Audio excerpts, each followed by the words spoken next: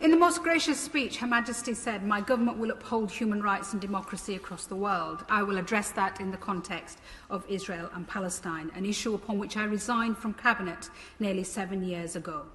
I saw then at the heart of government what we see now, our government simply failing to implement its own stated policy.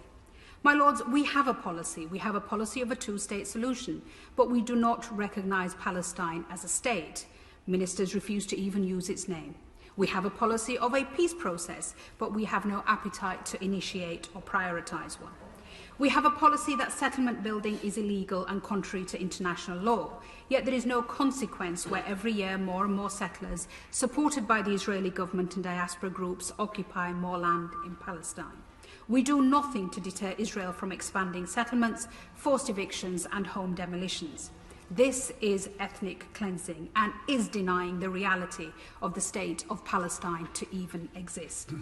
Our policy is that East Jerusalem is an integral part of a future Palestinian state, and yet we do nothing as extremists barge into homes terrorising Palestinian families who've lived there for generations. Our policy is to defend human rights, but no action follows as hundreds of Palestinian children every year are arrested, mistreated and incarcerated. Our policy is supporting international accountability and funding the International Criminal Court, but we oppose the ICC's investigation into war crimes in Palestine. Each time, my Lords, we fail to implement our own policy, we send out the message to an ever-extremist right-wing Israeli government that there will be no cost or consequences for its treatment of the Palestinians. This total impunity is feeding Israel's prolific rise in far-right extremism, leaving a society fighting for its very soul.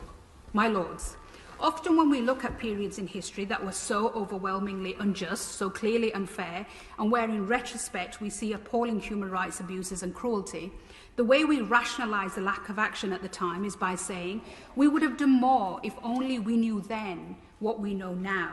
So I want to put on record what we know now, so that there can be no doubt in future generations that we knew.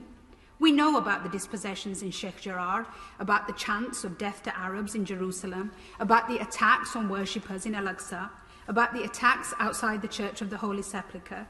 We know in the West Bank, Palestinians and Israeli settlers live side by side, the former legally but under military law without the most basic of utilities, the latter 630,000 strong and growing, illegally present yet governed by civilian law and living in relative luxury. Two peoples in the same land, but with differing legal systems and even separate roads to the same place. So we know, my Lords, as documented by Human Rights Watch, that the threshold has passed for the international war crime of apartheid and persecution.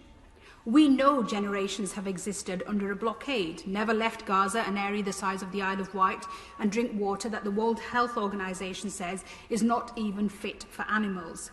We know that mid-pandemic, Gaza's only coronavirus testing lab was damaged because of Israeli army bombing. We know of the deliberate targeting of journalists, including the bombing of the AP building, whereas US Secretary of State Blinken said there was no evidence of Hamas operations. We know that a female journalist who's worked for Channel 4 was attacked and had her hijab ripped off by Israeli soldiers. We know, as reported by Mark Stone at Sky News, of entirely unnecessary provocative behaviour by Israeli police and military yesterday at Damascus Gate, with stun grenades thrown at a peaceful group of Palestinians, and Bethlehem, where volleys of tear gas were used. We know from Amnesty International of the rising death toll in Gaza, entire families wiped out in attacks that will be tried as war crimes. We know from the UN the mounting destruction by Israeli strikes on homes, hospitals, libraries and charities. And we know about the incitement of hatred on official Israeli government platforms only this week on Twitter, posting verses from the Quran over a photo of bombs dropping on Gaza in an offensive attempt to argue that Palestinian destruction was ordained in Islam. And we know over the past week Israeli soldiers have shot dead 3 more Palestinian children in the West Bank. And we know, my Lords, that there will be zero accountability for this appalling violence. And our silence in the face of this makes our position, as I said when I resigned in 2014, morally indefensible. So I ask the government to acknowledge that you know, we all know, And in conclusion, I urge the government to stop responding to narrow political interests and listen to the Israelis and Palestinians who stand together to call for an end to occupation, to Israeli Jewish human rights organisations such as B'Tselem, and to the ex-Israeli soldiers of Breaking the Silence who, in the face of horrendous abuse, continue to speak the truth and point out how there is no military solution. I urge noble lords across the House to win the BAFTA-winning film The Present by Farah Nablusi, which in 20 minutes of heartbreaking storytelling lays bare the daily aggression of occupation and checkpoints.